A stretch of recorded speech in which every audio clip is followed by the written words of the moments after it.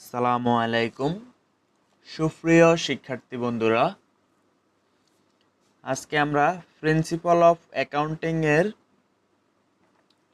এই adjusting entry যে চ্যাপ্টারটা ওইটা নিয়ে আলোচনা করব, অর্থাৎ সমন্বয় দাখিলা BBA and BBS second year. প্রথমে এই ম্যাথগুলো করার জন্য আমাদের যে যে জিনিসগুলা জানা দরকার বা যেগুলা জানতেই হবে ওই সম্পর্কে প্রথমে আলোচনা করে তারপরে আমরা দাফে দাফে জার্নাল এন্ট্রিগুলো সলভ করব, তারপরে ম্যাথ শুরু করব। ঠিক আছে, তো শুরু করতেছি। সমন্বয় কথাটির অর্থ হলো মিলানো বা সামঞ্জস্য বিধান করা। চলতি বছরের হিসাব থেকে পূর্ববর্তী বছরের আয় ব্যয় বাদ দেওয়া। চলতি বছরের বকেয়া আয় ব্যয় হিসাবভুক্ত করা। অন্যান্য অগঠিত বিষয়সমূহ যেমন অনাদায়ী দেনা সঞ্চিতি অবচয় ইত্যাদি হিসাবভুক্ত করা এবং পরবর্তী বছরের আয় ব্যয় চলতি বছরের সমন্বয় করার জন্য যে জাবেদা দাখিলে দেওয়া হয় তাকে সমন্বয় দাখিলা বা অ্যাডজাস্টিং এন্ট্রি বলে। আচ্ছা, তো আমরা এক নজরে যে সমস্ত বিষয় অ্যাডজাস্টিং করা হয় তার তালিকাগুলো দেখি। বকেয়া আয়ের অ্যাডজাস্টিং হয়, বকেয়া ব্যয়ের অ্যাডজাস্টিং হয়, অগ্রিম ব্যয়ের অ্যাডজাস্টিং হয়, অগ্রিম আয়ের অ্যাডজাস্টিং হয়, অলিখিত আয়ের অ্যাডজাস্টিং হয়, অলিখিত ব্যয়ের অ্যাডজাস্টিং হয়, হিসাবকাল শেষে অবচয় সমাপনী মজুদ রেয়া মিলে কোনো পার্সেন্টেজ থাকলে তার সুদ ইত্যাদির অ্যাডজাস্টিং হয়। অ্যাডজাস্টিং এন্ট্রি, প্রথমত এখানে অনেকগুলো সূত্র থাকবে, সূত্র আলোকে আমরা যে জার্নাল এন্ট্রিগুলো থাকবে ওইটা আমরা সলভ করব। ঠিক আছে, তো প্রথম সূত্রটি হলো কোনো এক্সপেন্স খরচ বা ব্যয় বকেয়া যা অপ্রদত্ত বা প্রদেয় থাকলে সমন্বয় জাবেদা হবে expense name debit, expense payable credit. অর্থাৎ যে খরচটা থাকবে ওই খরচটার নামটা ডেবিট হবে আর হচ্ছে খরচটার নামটা পেয়েবল হয়ে ক্রেডিট হবে। যেমন এক, salary payable but not paid টাকা 2000। স্যালারি পেয়েবল হয়ে গেছে কিন্তু এখনো প্রদান করা হয়নি, তাহলে স্যালারি এক্সপেন্স ডেবিট, এই যে আমরা উপরের সূত্রতে পড়লাম এক্সপেন্স নেম ডেবিট, এখানে এক্সপেন্সটা হলো স্যালারি, তাহলে স্যালারি এক্সপেন্স ডেবিট আর হচ্ছে এক্সপেন্স নেমটা পেয়েবল হয়ে ক্রেডিট হবে ওইটা বলছিলাম, তাহলে salary payable credit 2000। Rent unpaid টাকা 2000, rent expense debit, rent payable credit. 3 number, wage due and not paid টাকা 300, ওয়েজ বকেয়া হয়ে গেছে কিন্তু প্রদান করা হয় নাই, তাহলে wage expense debit, wage payable credit. 2 number সূত্র, কোনো এক্সপেন্স খরচ বা ব্যয় অগ্রিম পরিশোধ করা বুঝালে প্রদত্ত ব্যয়ের মধ্যে অগ্রিম সংযুক্ত থাকলে prepaid expense debit, expense name credit. ঠিক আছে, যেই কোনো খরচটা অগ্রিম পরিশোধ করা হলে ওই খরচটার নামটা হবে, নামের আগে প্রিপেড দিয়ে তারপরে খরচটা হবে ডেবিট। ঠিক আছে, ধরো যদি স্যালারি হয় তাহলে প্রিপেড স্যালারি ডেবিট, আর হচ্ছে এক্সপেন্স নেম ওই যে খরচটা ওই খরচটার নাম হয়ে ক্রেডিট হবে। তাহলে এখানে 1 নাম্বার যে জার্নালটা স্যালারি পেড ইন অ্যাডভান্স টাকা 2000, এখানে অগ্রিম স্যালারি প্রদান করা হয়েছে, তাহলে prepaid salary debit, salary expense credit. 2 number, rent paid for 3 month টাকা 600, 3 মাসের ভাড়া প্রদান করা হয়েছে, তাহলে prepaid rent debit, rent expense credit. এখানে যদি 1 মাস থাকতো তাহলে হচ্ছে চলতি মাস, তাহলে আর এটা প্রিপেডে আসতো না, যেহেতু 3 মাস ম্যাটটা যে মাসে হয় ওইটার বাইরে আরও 3 মাস, তাহলে prepaid rent debit, rent expense credit. 3 number, insurance paid in advance টাকা 300, প্রিপেড ইন্স্যুরেন্স ডেবিট, ইন্স্যুরেন্স নেমস ক্রেডিট। বা ইন্স্যুরেন্স এক্সপেন্স ক্রেডিট। 3 নম্বর সূত্র, কোনো রেভিনিউ ইনকাম আয় রাজস্ব বা উপার্জন বকেয়া থাকলে বা প্রাপ্য হলে বা অনাদায়ী থাকলে যেটা হবে। আচ্ছা, তো এখানে আমরা প্রথম এন্ট্রিটা দেখতেছি, service provide but not build, সেবা প্রদান করা হয়েছে কিন্তু কোনো বিল ইস্যু করা হয় নাই, অর্থাৎ টাকাটা এখনো পায় নাই। তাহলে এখানে account receivable debit service revenue credit. এখানে সূত্রে আমরা যেমন দিতে পারি যে অ্যাকাউন্ট রিসিভাল ডেবিট হয়, আর হচ্ছে এই ক্রেডিটে হচ্ছে যে সেবাটা হচ্ছে ওই সেবাটা ক্রেডিট হয় আর কি।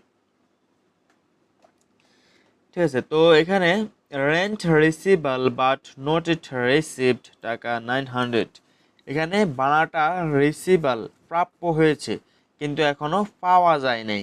তাহলে রেন্ট রিসিভাল ডেবিট 900 টাকা, rent revenue credit. Interest receivable, interest প্রাপ্য হয়েছে but not it receivable, but এখনো পাওয়া যায়নি টাকা 1200, তাহলে interest payable debit, interest revenue credit. আচ্ছা, এখানে পেয়েবল হবে না, এখানে পেয়েবল হবে না, এটা রিসিভাল হবে, interest receivable debit, interest revenue credit. 4 নম্বর সূত্র, কোনো রেভিনিউ ইনকাম আয় রাজস্ব হিসাব অগ্রিম দিয়ে রাখলে অথবা ট্রায়াল ব্যালেন্সের আয়ের টাকার মধ্যে দায়ের টাকা যুক্ত থাকলে name of revenue debit unearned plus revenue name credit.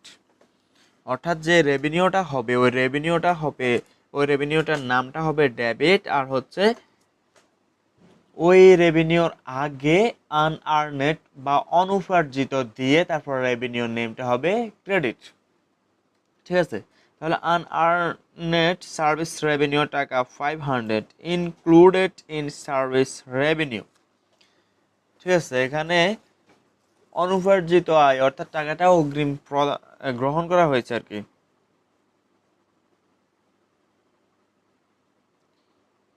তাহলে এখানে সার্ভিস রেভিনিউ ডেবিট 500 টাকা, আনআর্নেড সার্ভিস রেভিনিউ ক্রেডিট 500। আমরা জানি সার্ভিস রেভিনিউটা সবসময় ক্রেডিট হয়, কিন্তু যখন সার্ভিস রেভিনিউটা অগ্রিম গ্রহণ করা হয় তখন সার্ভিস রেভিনিউটা ডেবিট হয়ে আনআর্নেড সার্ভিস রেভিনিউটা ক্রেডিট হয়। ঠিক আছে, 2 নাম্বার, আনআর্নেড রেন্ট টাকা 600 ইনক্লুডিং ইন রেন্ট, এটা হচ্ছে অনুপার্জিত ভাড়া গ্রহণ করা হয়েছে, ওই ফরেরটার মতো হবে rent revenue debit unearned revenue credit. 5 নম্বর সূত্র, ট্রায়াল ব্যালেন্সে সাপ্লাইজ আনইউজড স্টেশনারি সাপ্লাইজ বা অব্যবহৃত মণিহারি সম্পদ আকারে দেওয়া থাকলে এবং নিচে ব্যয় দেখাতে বললে supplies expense debit supplies credit হয়। আর স্টেশনারি বেলায় হচ্ছে stationery expense debit unused stationery credit.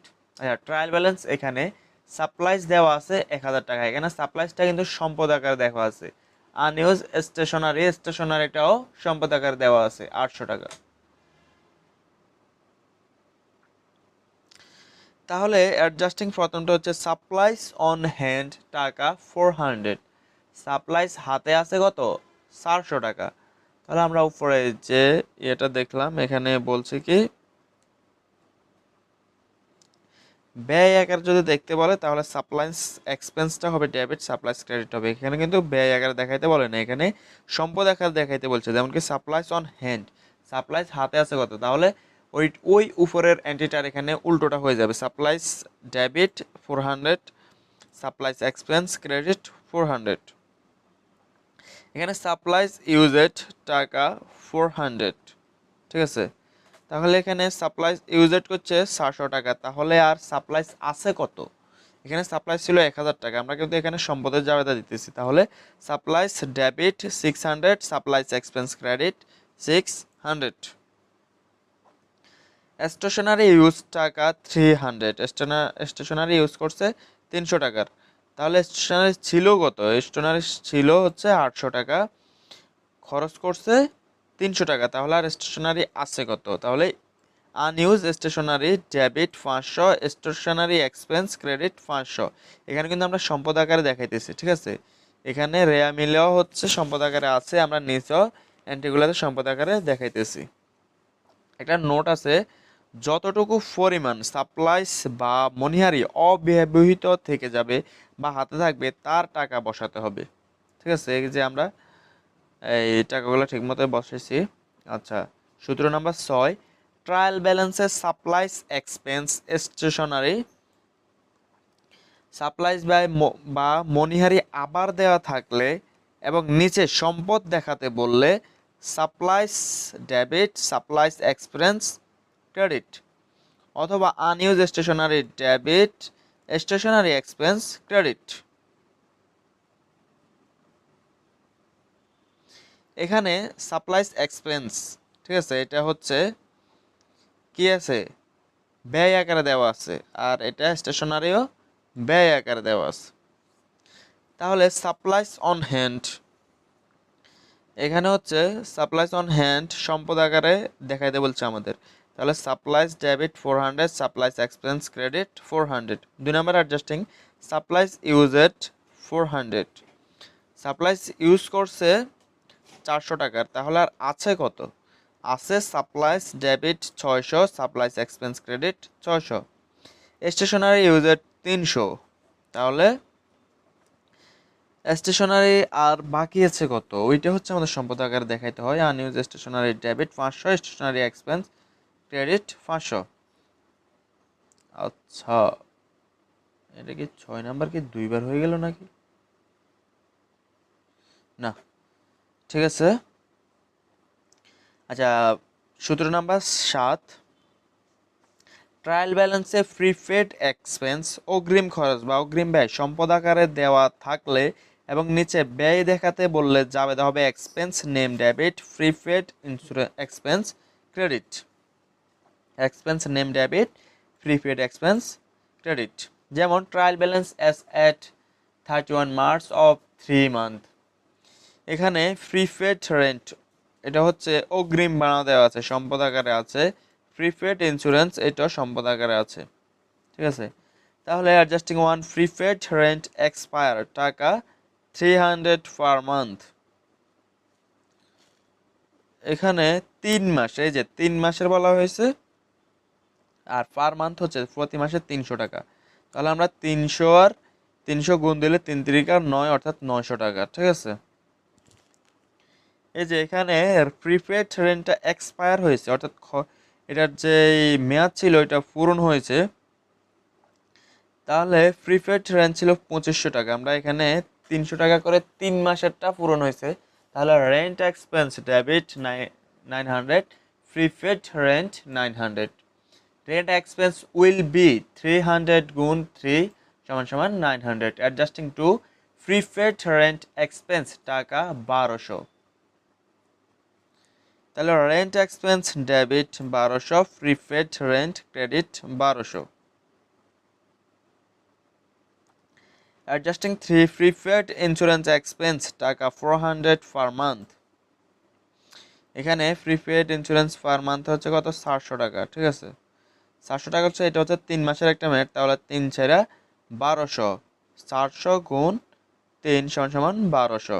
Insurance expense খরচের যাবে হবে insurance expense debit 1200 prepaid insurance credit 1200,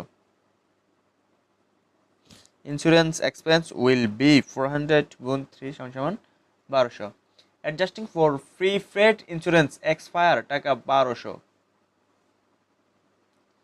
এটা ওই উপরটার মতোই, জাস্ট সামান্য একটু পার্থক্য, কিন্তু সমাধানটা একই। তাহলে এখানেও insurance expense debit 1200 prepaid insurance credit 1200। Note, যত মাসের বাদ যে পরিমাণ মেয়াদ উত্তীর্ণ হবে, যত মাসের বাদ যে পরিমাণ মেয়াদ উত্তীর্ণ হবে তার টাকা বসাতে হবে। ট্রায়াল ব্যালেন্সে আনআর্নড রেভিনিউ অনুপার্জিত আয় থাকলে এবং সমন্বয়ে অর্জিত বা উপার্জিত বলা থাকবে, ঠিক আছে? তাহলে unearned revenue debit rent revenue credit, যেমন trial balance as at 30 June for 6 month, এটা হচ্ছে 6 মাসের একটি ম্যাথ। তো এখানে আনআর্নড রেন্ট অনুপার্জিত ভাড়া এবং আনআর্নড সার্ভিস রেভিনিউ অনুপার্জিত সেবায় দেওয়া আছে।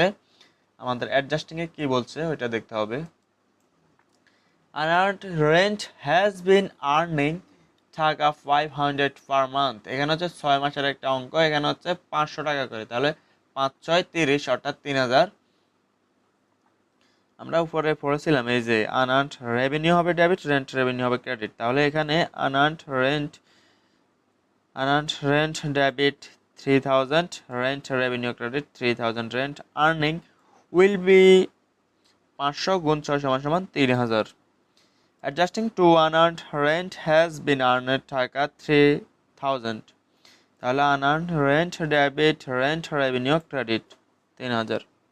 Adjusting 3 unearned service revenue has been earned, অনুপার্জিত আয়টা এখন উপার্জিত হয়েছে, তাহলে এখানে আনআর্নড সার্ভিস রেভিনিউ ডেবিট আর হচ্ছে সার্ভিস রেভিনিউ ক্রেডিট, টাকা যেটা উপার্জিত হয়েছে ওইটাই।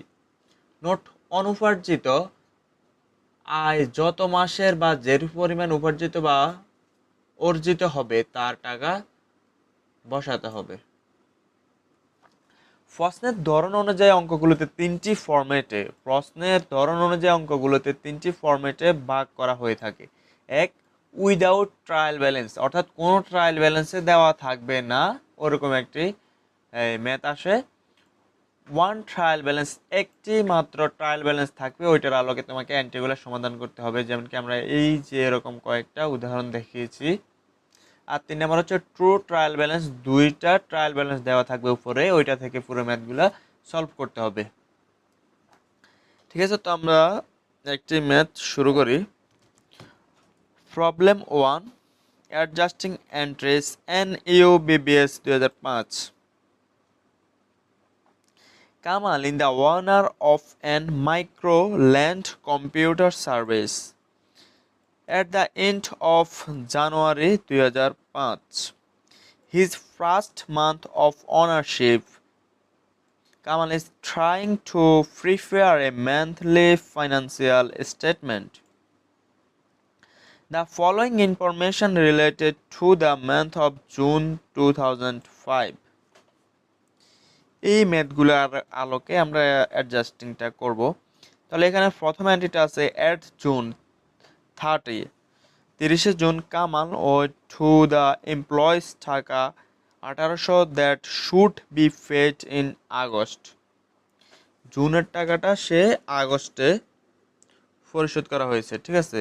এটা কিন্তু তাহলে বকেয়া বেতন, টাকাটা ছিল কিসের, জুনে 30 আর পরিশোধ করছে পেড ইন আগস্ট, ঠিক আছে, পরবর্তীতে পরিশোধ করা হয়েছে, তাহলে এটা হচ্ছে বকেয়া বেতন। হ্যাঁ, তাহলে এখানে salary expense debit, salary payable credit 1800।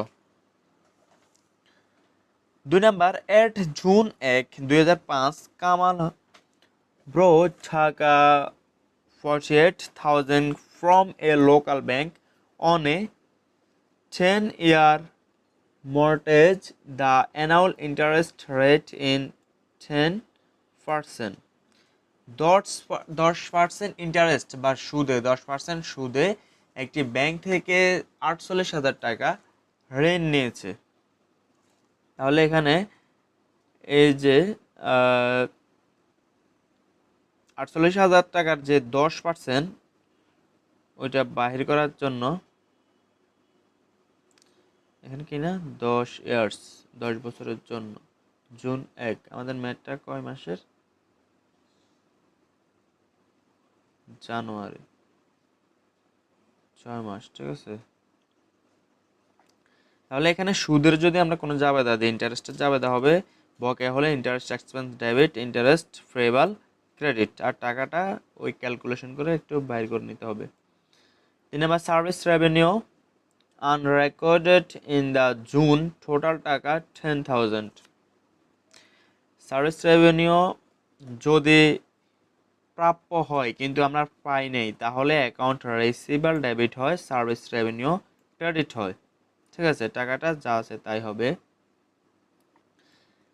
আনএক্সপায়ার insurance premium totalling টাকা 700 হ্যাজ এক্সপায়ার। এটা হচ্ছে প্রিপেড ইন্স্যুরেন্স ছিল আর কি, অর্থাৎ অগ্রিম বেতন, এগ্রুম কিনা বিমা।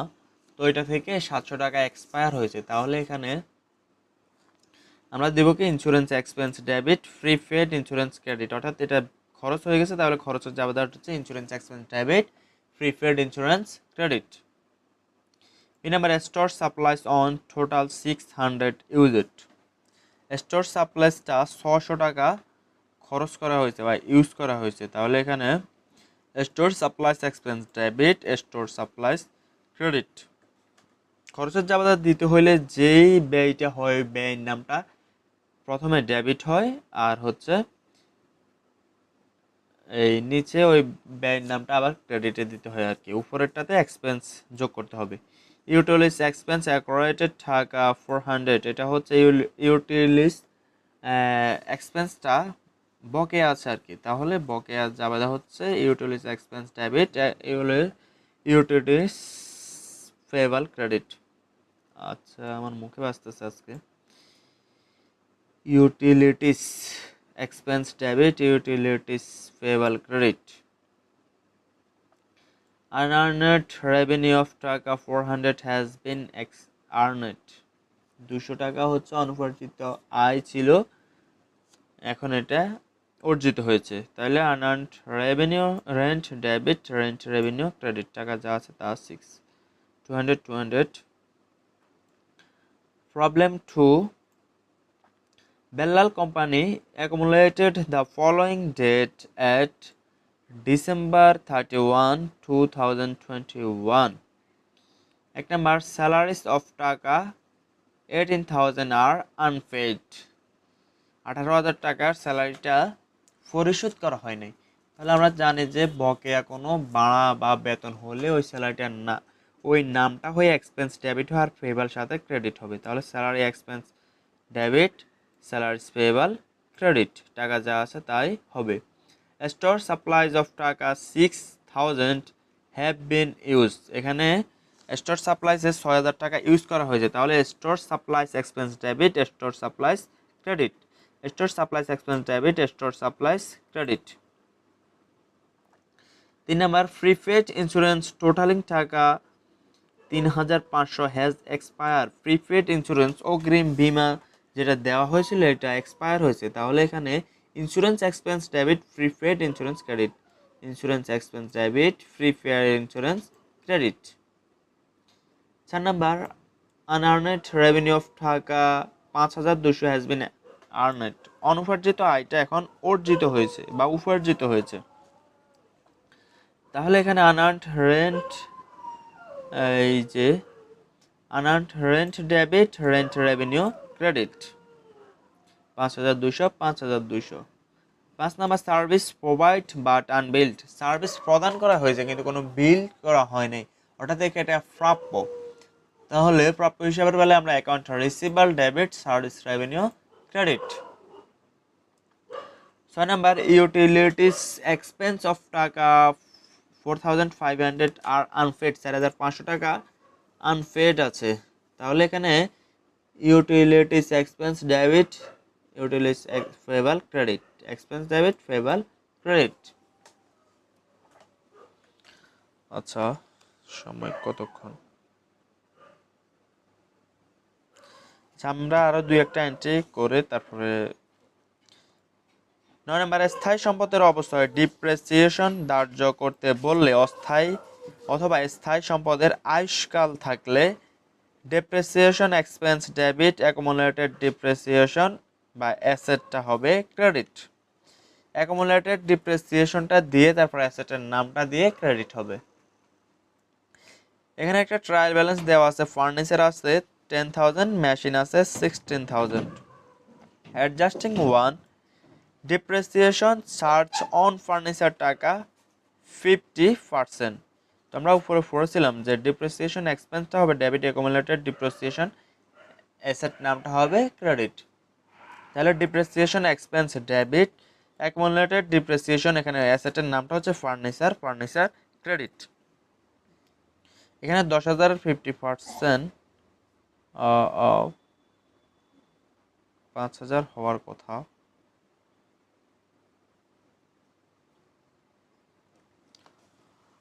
আচ্ছা, এটা হচ্ছে যোগ বিয়োগটা তোমরা ক্যালকুলেশন করে নিও। 2 number, the life on a machine is 5 years having to 1000 salvage value। salvage value, তো এখানে depreciation expense debit 3000, accumulated depreciation machine credit 3000।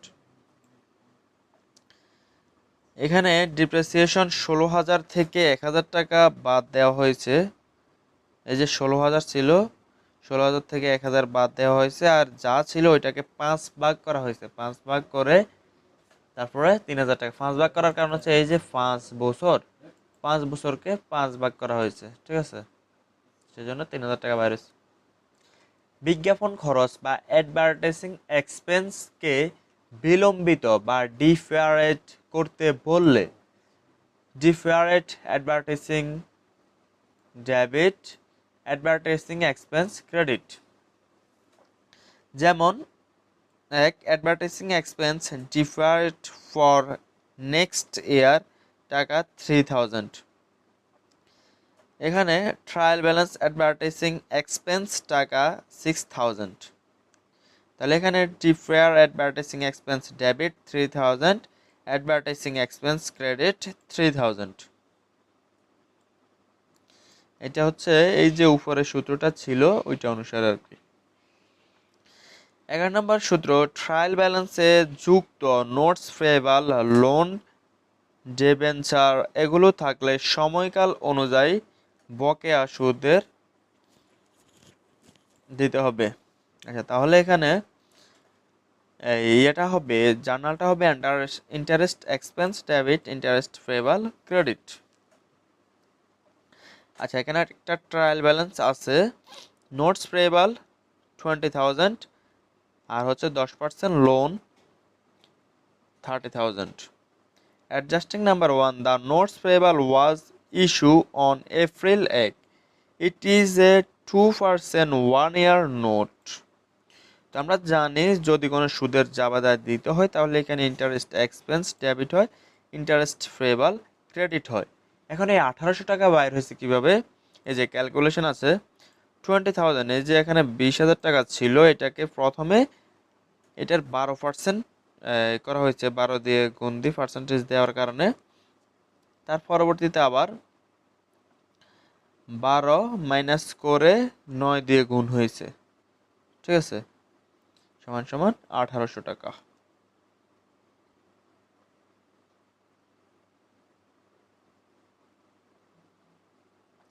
Adjusting to interest of loan is due for half year. Interest expense debit, interest payable credit 1,500 টাকা এমনি হয়েছে। Calculation 3,000 গুণ 10%, এরপরে যা হয় তাকে ভাগ 12 গুণ 6 ইকুয়াল টু 1,500। এই হাফ ইয়ার করার কারণে 12 এই 12 ভাগ করে আবার 6 দিয়ে গুণ দেওয়া হয়েছে, ঠিক আছে। সূত্র নাম্বার 12, ট্রায়াল ব্যালেন্সে পার্সেন্ট যুক্ত ইনভেস্টমেন্ট, নোটস, রিসিভাল এগুলো থাকলে সময়কাল অনুযায়ী প্রাপ্য সুদের জার্নাল দিতে হবে। তাহলে এখানে যেহেতু প্রাপ্য, এই সুদগুলা যেটা ছিল ওইগুলো ছিল প্রদান, প্রাপ্যর বেলায় হচ্ছে interest receivable debit, interest income বা ইন্টারেস্ট রেভিনিউ ক্রেডিট। এখানে ট্রায়াল ব্যালেন্স একটা দেওয়া আছে, নোট রিসিভাল 20,000 আর হচ্ছে 10% investment 30,000। Adjusting 1, the note receivable was issued on September 8, it is a 12% 6-month note। তাহলে এখানে আমরা উপরে যে সূত্রটা পড়েছি ওই অনুযায়ী interest receivable debit, interest income বা revenue credit. Interest receivable debit 1,800, interest revenue note credit 800। Calculation, এই যে 20,000 ছিল, 20,000 প্রথমে 12% বাইর করা হয়েছে, 12%কে 12 দিয়ে আবার ভাগ করা হয়ে 4 দিয়ে গুণ করা হয়েছে। কারণ হচ্ছে এখানে অক্টোবরে এই 1/10 ইস্যু করা হয়েছে, আবার সেপ্টেম্বরের 1 এটা থেকে হিসেব করা হয়েছে আর কি। তো সেপ্টেম্বর, অক্টোবর, নভেম্বর, ডিসেম্বরে 4 মাস হয়, সেই জন্য 12কে ভাগ দিয়ে আবার 4 দিয়ে গুণ হয়েছে, সমান সমান 800 টাকা। Adjusting two interest of loan is due for half years. তাহলে এখানে interest expense debit, interest payable credit. আমরা জানি যে সুদের জাবেদা দিতে হলে ইন্টারেস্ট এক্সপেন্স ডেবিট হয়, ইন্টারেস্ট পেয়েবল ক্রেডিট হয়। ক্যালকুলেশন 30,000 10% প্রথমে বাইর করতে হয়, তারপরে ভাগ 12 দিয়ে গুণ 3 দিতে হয়। ঠিক আছে, 3 দেওয়ার কারণ ওই যে এখানে হাফ ইয়ার ছিল, সেজন্য 6 মাস ছিল, 6 মাসকে আবার আবার হাফ করা হয়েছে আর কি, 750 টাকা মিলে যায়।